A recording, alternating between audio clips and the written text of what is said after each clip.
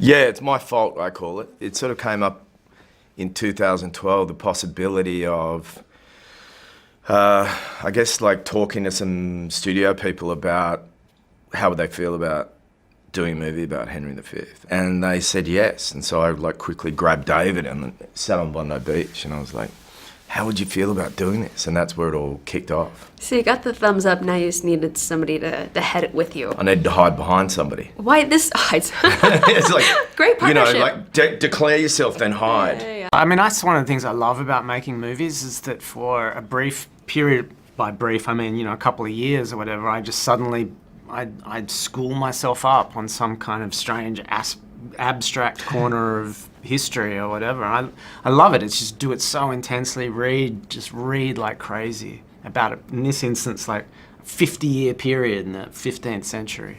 And then the movie's done and I'll just throw it all away and move on to something else, you know. I'm sure it has a little piece of you, though. Can you just throw it away so easily? Or, to me, you spend so many years of your life investing in it, and... I kind of can. It's because it's Yep. my memory. I have this like I consider it's never been diagnosed. I consider it a medical problem. But I can't. I just have the worst memory in the world. You didn't know my name this morning. Who? Yeah. You forgot again? Tommy. Yeah.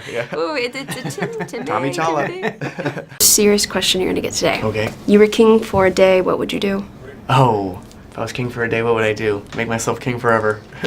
Great answer. I love history, I always have, and so as soon as I even heard about this project, I was so excited. I think I was even like the first audition that David saw. I was like so eager to be in the mix for this. It's such an exciting project and such an exciting time period to be talking about, you know, and also such a beautiful time period to insert a really strong female character in, because we don't see a lot of that, I think, when we're talking about this time period. Do you feel a sense of achievement? In what regard? In any regard?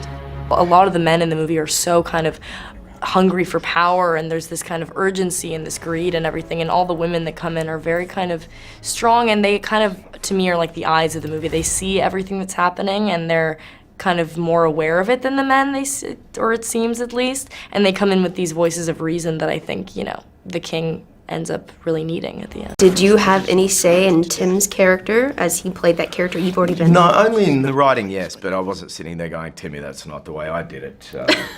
I'm sure if I went back and watched myself in the plays, I'd just be like, oh no. He's operating at a much higher frequency and level than anybody usually does at that age. He's like put it all together. Like he's the kind of guy who's like the acting Rubik's Cube. He just, you know, 9 seconds, he's done it. It's not fully history and it's not Shakespeare. I think it draws from both, but it's very much seen through David and Joel's lens, which I think is such a beautiful one. You know, it speaks to greed and trust and loyalty and all these things, and I think that there's a lot for people to kind of relate to in the movie, and also a lot of parallels that we can draw too. We knew we wanted to make something that was big and cinematic and kind of earthy and real, and that just meant diving in and taking basic elements of the plays but building our own thing around it. And, I think you nailed that completely. Okay, good.